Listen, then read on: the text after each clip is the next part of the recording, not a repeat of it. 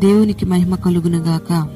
అనుదిన దైవ కృపా కార్యక్రమం ద్వారా దేవుని మాటలు వింటున్న దేవుని బిడలైన మీ అందరికీ ప్రత్యేకమైన వందనాలు తెలియజేస్తూ ఉన్నాం. నా దేవుని కృప మీకు తోడై ఉండునుగాక. Praise the Lord. యెషయా గ్రంథం 43వ అధ్యాయం 4వ వాక్యాన్ని చదువుకుందాం. నీవు నా దృష్టికి ప్రియుడవైనందున గనుడవైతివి. ఆమేన్.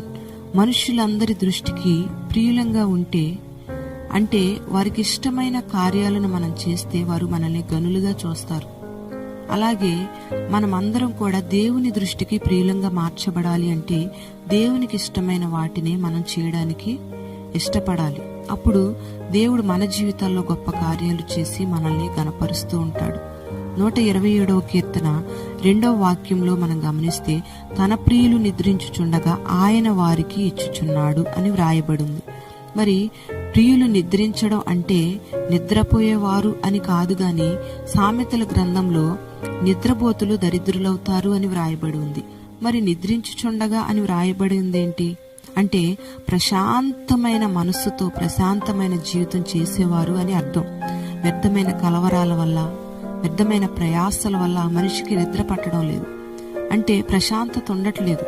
అందుకే నిద్రించే ప్రియులకు ఆయన ఇస్తాను అని అంటున్నాడు. ఎవరైతే యేసయ్యను స్వరక్షకునిగా అంగీకరించి బాప్తిస్మం పొందుతారో వారు నీతిమంతులుగా మార్చబడి దేవునికి ప్రియులుగా మార్చబడతారు. యేసయ్య బాప్తిస్మం పొందినప్పుడు కూడా ఈయన నా ప్రియ కుమారుడు, ఈయన యందు నేను ఆనందించుచున్నాను అని ఆకాశం తెరవబడి దేవుని స్వరం వినబడడం జరిగింది. మరి ఆయనకు ప్రియులుగా మార్చబడిన వారి జీవితాలలో దేవుడు ఎన్నో అద్భుతమైన కార్యాలను చేస్తూ వచ్చాడు. దానియేలును మనం గమనిస్తే, దానియేలు తన ప్రవర్తన అంతటి విషయంలో దేవునికి ఎంతో ప్రియునిగా మార్చబడ్డాడు. అందుకే పరాయి దేశంలో ఉండి కూడా దానియేలు గనుడుగా మార్చబడుతూ వచ్చాడు. భయంకరమైన సింహాలు కూడా దానియేలును చంపలేకపోయాయి. సింహాల నోటి నుండి దానియేలు తప్పించబడ్డాడు. దీని అంతటికి కారణం ఏంటంటే దానియేలులో ఉన్న ప్రార్థనా జీవితమే. Praise the lord. దానియేలులో నా ప్రార్థనా జీవితమే దేవునికి ప్రియునిగా మార్చింది. మనం కూడా దానియేలులో ఉన్న ఆ ప్రార్థనా జీవితాన్ని కలిగి ఉంటే దేవునికి మనం ప్రియులంగా మార్చబడతాం. అంతేకాదు శత్రువుల మధ్యలో, సమస్యల మధ్యలో కూడా మనం కాపాడబడుతూ ఉంటాం. రెండవదిగా మనం గమనిస్తే, దైవజనుడైన పేతురు సంకెళ్లతో బంధింపబడి 2 సైనికుల మధ్య నిద్రిస్తూ ఉన్నాడు అని వ్రాయబడింది. కావలి వారేమో చెరసాలను కాచుకుంటూ ఉన్నారు అని అపోస్తల కార్యాలు 12వ అధ్యాయం 6వ వాక్యంలో రాయబడింది. సంఘాన్ని కాచుకుంటున్న ఒక సేవకుడు చెరసాల సంఖ్యల మధ్యలో ఉండి ఎలా నిద్రపోగలిగాడు అని మనం ఆలోచన చేస్తే, తన సమస్యను సంఖ్యల నుండి విడిపించగలిగిన దేవునికి అప్పగించి ప్రశాంతంగా నిద్రపోతూ వచ్చాడు.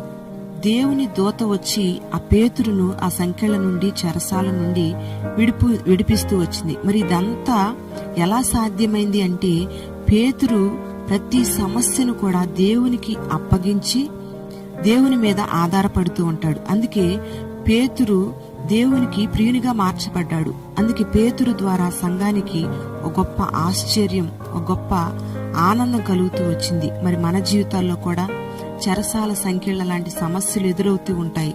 వాటిని బట్టి మనం కలవరపడిపోయి, కంగారు పడిపోయి దేవునికి దూరం కాకుండా ఆ సమస్యలన్నిటినీ కూడా తీర్చగలిగిన దేవుని చేతికి అప్పగించి మనం కలవరాలు లేకుండా నిబ్బరంగా, ధైర్యంగా, విశ్వాసంతో మనం అడుగులు ముందుకు వేయగలిగితే దేవుడు ఆ సమస్యలన్నిటినీ తొలగిస్తాడు. అంతేకాదు దేవునికి ప్రియులంగా మనం మార్చబడతాము. సంఖ్యల లాంటి సమస్యలన్నిటినీ కూడా దేవుడు విడిపిస్తూ ఉంటాడు. దేవునికి మహిమ కలుగునుగాక.